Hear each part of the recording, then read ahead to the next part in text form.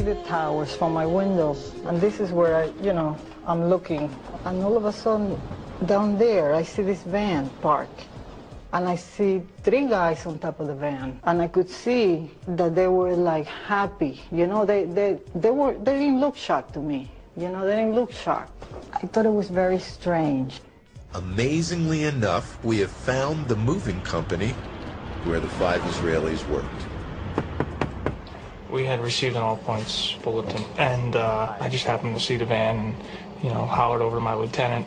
I think that could be the van. We checked it out, and it was. We were all on edge, obviously, so I really wasn't looking to make friends with these people, and neither were the officers that I were with. Once we started talking to them, they were pretty much like, hey, we're not against you, we're with you. One of the most explosive discoveries of 9/11 was that agents of the Israeli intelligence agency, the Mossad, were celebrating the demolitions of the towers. They made quite a spectacle of themselves. They set up video cameras to film the burning Twin Towers prior to the attack, and were seen apparently congratulating themselves afterward with high fives. They were seen shouting and jumping for joy, and witnesses said they went to extreme lengths to photograph themselves in front of the wreckage. They did this in at least 3 locations: Liberty State Park, a rooftop in Oaxaca, and in a parking lot. Police received several calls about them, ultimately leading to their arrest. Because they were dressed in traditional Arabic clothing, people assumed they were Arabic, but when they were arrested, it was revealed that they were Israeli and that they worked for the Mossad. They later claimed that what made them so happy was the fact that now America would feel closer to Israel in the war on terror. The fact of the matter is, we are coming from a country that experiences terror daily. Our purpose was to document the event. Now, there are several serious problems with this story. First of all, if the cover story was true, why would they have dressed up as Arabs for their celebration and make a spectacle of themselves supporting the carnage on 9/11? To defame Arabs? Considering how much defamation was done to the Arab world by the attacks themselves, how much more could they possibly have hoped to achieve? Did they disguise themselves as Arabs to protect their identities?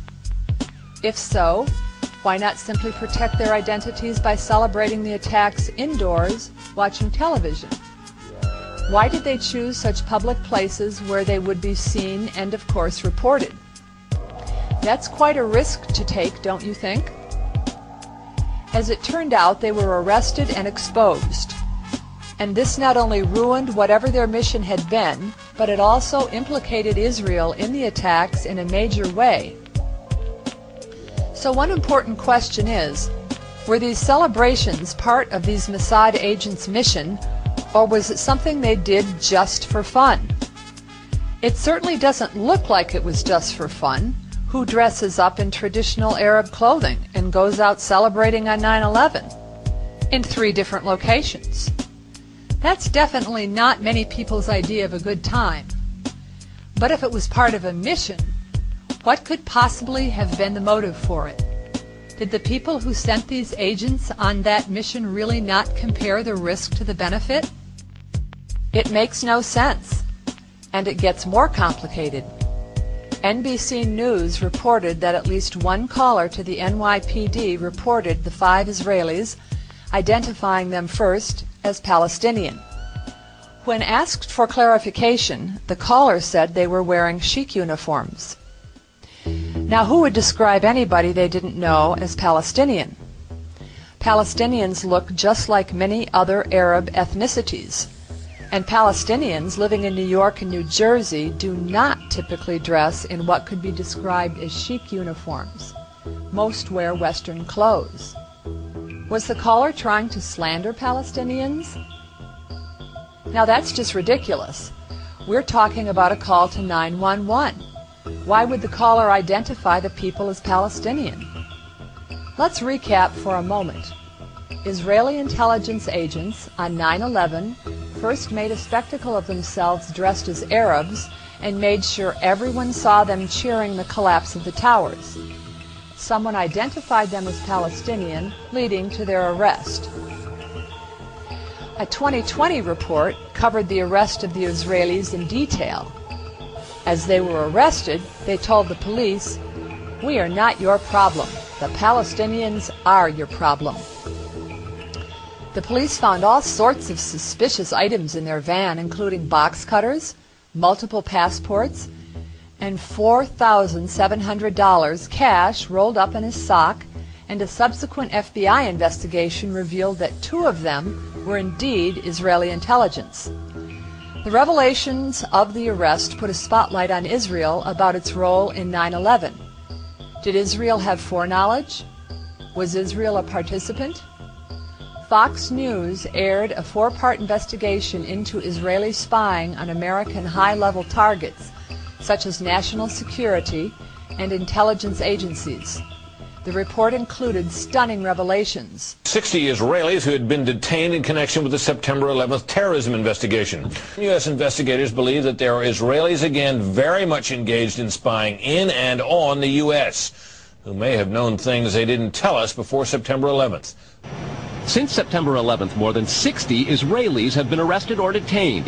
A handful of active Israeli military were among those detained, according to investigators, who say some of the detainees also failed polygraph questions when asked about alleged surveillance activities against and in the United States. A highly placed investigator said there are, quote, tie-ins, but when asked for details, he flatly refused to describe them, saying, quote, "Evidence linking these Israelis to 9/11 is classified. I cannot tell you about evidence that has been gathered. It's classified information."